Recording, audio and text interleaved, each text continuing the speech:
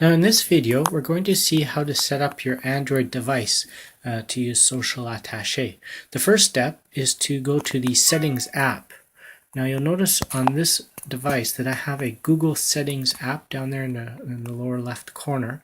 That's not the app we want. We want the Settings app, not the Google Settings app. Of course, on different Android devices, there might be different names for this app, so you might have to hunt around for it. But we're looking for, in this case, the Settings app. I'll open up the Settings app, and this is what it looks like. Now we're looking for the Accounts section. So let's look for the Accounts section here. Here's the Accounts section. Now again, on different devices it might be named or located differently. Now under Accounts, we're going to look for Google here. Click on Google. Now here is where you're going to add your Google account. Now I've already added my Google account to this device here. So just go through the steps that are provided with your app to add your Google account and give it access to your mail, your calendar, and your contacts. Now we're going to exit this app now. Go back to the home screen. So now we've added the Google account to your Android device. We're going to need to add an app to access the tasks. Your Android device comes with a native app for accessing your contacts and your calendar events, but not one for accessing your tasks. So we'll add one by going to the Play Store, open up the Play Store app. And then here we're going to search for Gtasks. Here we're going to search for the Gtasks app. So type in Gtasks in the search there and click on the item that comes up. Now here just install this app into your device and it'll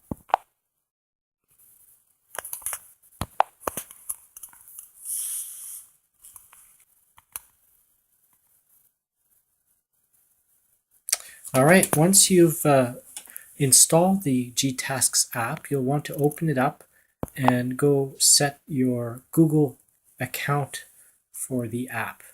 Now I've already done that, but so you'd be going add account and adding your Gmail account here. So, and that's a system account.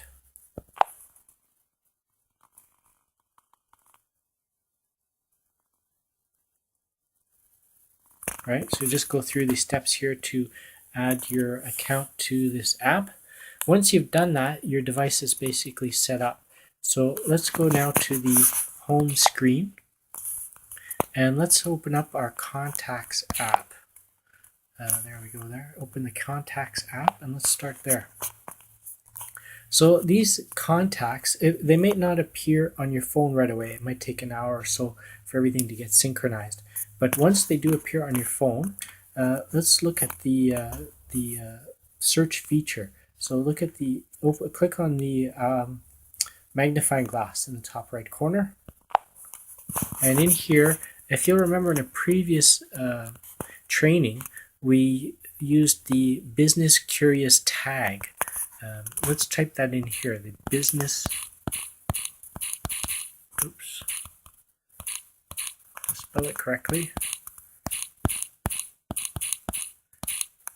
Now, the business curious tag that you enter here doesn't have to have any specific case. It doesn't have to have a capital B and a capital C, and leave out the space. With tags, there's no spaces in them when you're using them from your device. So you'll notice here I have a number of people who have been tagged with a business curious tag. Let's open up the Jane customer contact. She's the one that we were working with in a previous training. Now you'll see that we have access to her phone number and her email addresses. And you'll also note some information here under the notes field. Now here, Social Attaché has added the business curious tag, and it has put a hash symbol at the beginning and at the end, and it has removed the spaces. So that's what a tag looks like in a notes field on your device. It'll be the business curious without the space, and then the hash at the beginning, the hash at the end.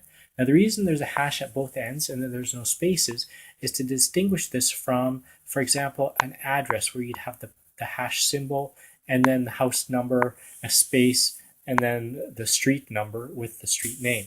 So in order to distinguish the two, our hashtags are surrounded by the hash symbols and have no spaces. Now what you can do with hashes that appear in a contact like this is we can search for them like we just did to find Jane Customer. The other thing we can do is we can remove the hash tag. So if we were to remove this business curious with the hashes around it, when this contact was synchronized with Social Attaché would notice that that tag had been removed and it would remove the corresponding tag in Social Attaché. Another thing we could do is we could add a tag here. So let's just go ahead and do that. We're going to edit this contact by clicking at the bottom right corner there, that pencil. And then we're going to, right under Business Curious, we're going to add hashtag gluten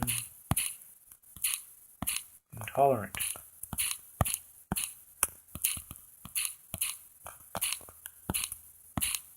Excuse my fat fingers.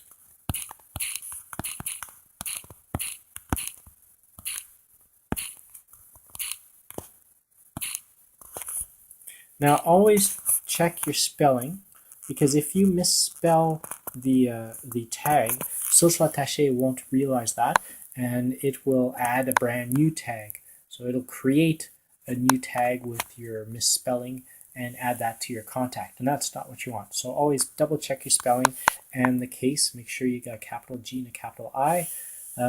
If you did want to create a new tag, you can do that from here as well. You would have a hash, then the name of your new tag with no spaces, and then a hash at the end. And if you use the capital G and capital I like I've done here, Social Attaché is smart enough to know that those are two separate words, and it would add a space between the two. So make sure when you're adding new tags that you use the case correctly so that the spacing works out when it gets into Social Attaché. Now underneath this, you'll see that there's two curly braces and a bunch of equal signs and then some information. Now this is also something that Social Attaché has added for your convenience. So we have here the contact history. So we have here an event invitation that was sent out, an RSVP for an event, a task that was completed. So this is all information Social Attaché added based on the contact histories that are in the Social Attaché system. And it surrounded this information with the double hash, with the double curly braces and the dashes to let you know that this is information that that was automatically added. You should not be changing this information. And if you do make contact history additions or changes on Social Attaché, it will automatically change this section here.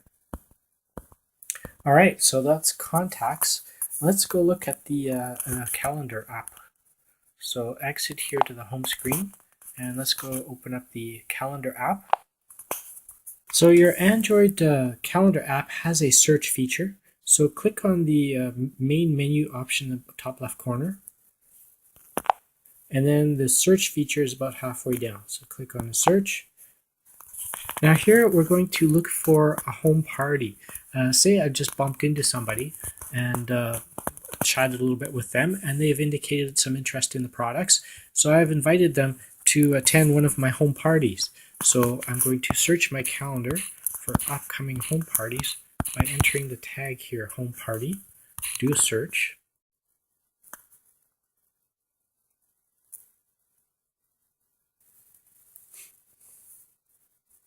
So you'll notice I have one party that came up with that match. So click on that party. Now here we have an example of an event that was imported from my Social Attaché, and this is just a test party that I put together. So we can see that there's the information about the event there as usual. We can see that there's these hash home party hash tag at the bottom there. That was added by Social Attaché just like it did for contacts.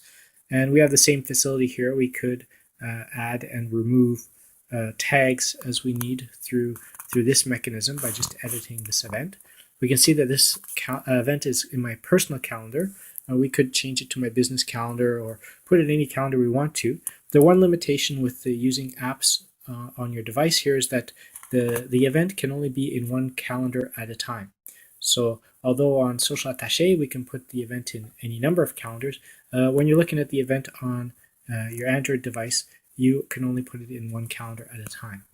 The other thing you notice here is that we have one guest.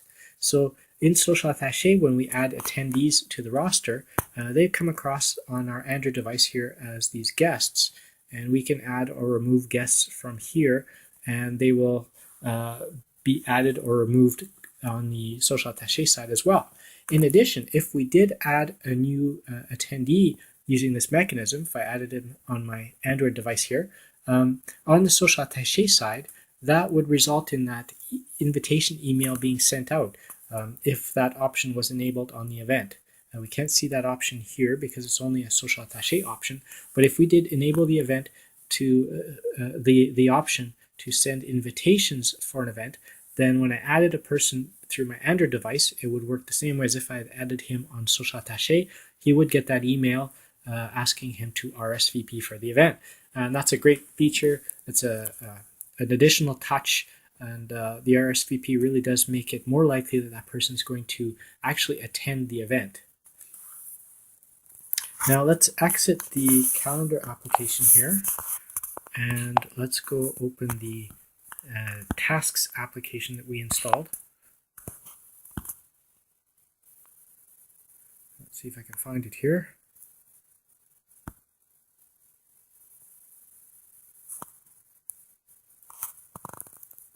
There we go, G-Tasks. Now you'll notice that we have all these tasks that were imported from Social Attaché. Like your list will definitely appear different than mine. Let's open up one of these.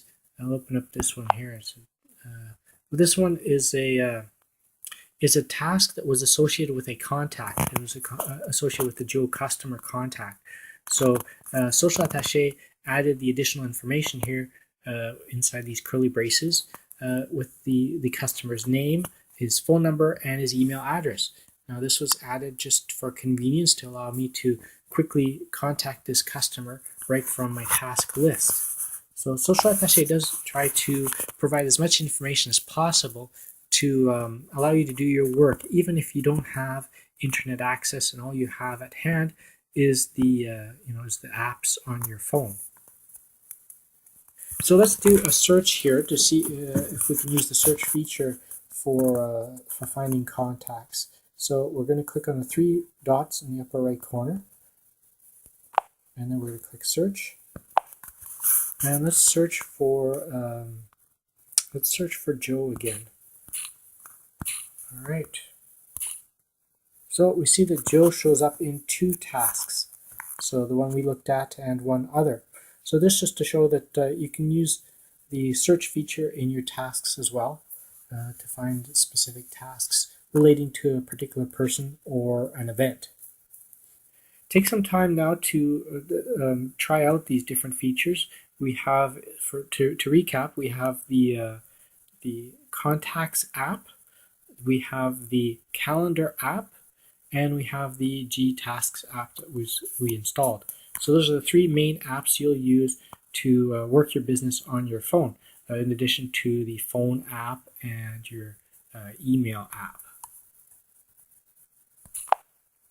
Let's take a quick look at what the Social Attaché website looks like on your device.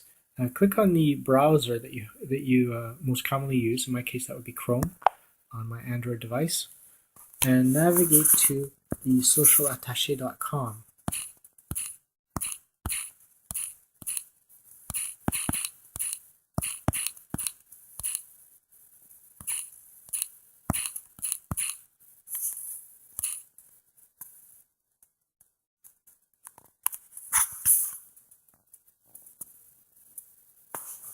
And we can log in.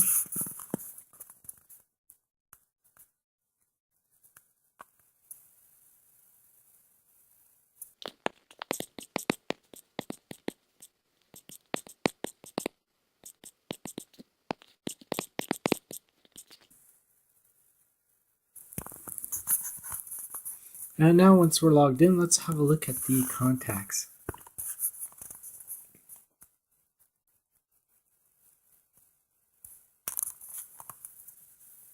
So if you'll notice, the contacts page on your device looks very similar to the one on your laptop or desktop. The difference is that some of the labels on the buttons has been removed. For example, the edit label in the right column there has been removed. Now you'll notice that the features are all the same. We're just scrunch things down a little bit to fit on your screen. So all the features that you're accustomed to on the socialattache.com desktop or laptop website are the same on your device, and you can use everything just the way you would on your larger screen. Now this is a great feature because you don't have to learn to use a different app on your device than you do on your laptop, and also you can be assured that any feature that is available on the website is also available on your device. The problem with a lot of apps out there is that the apps generally don't have all the features of the website, and if they do, they usually lag behind. There's usually 6 months to a year lag when a new feature is added to the website before it'll appear on the app. So having access to the main app, or the main website from your device is a real bonus. And all the same features are there. The navigation is the same, the search feature is the same. Everything is working the same way as it would on the real website. So take some time to get used to the three main apps we talked about: the Contacts app, the Calendar app, and the Gtasks app, as well as the website, the Social Attaché website in the browser.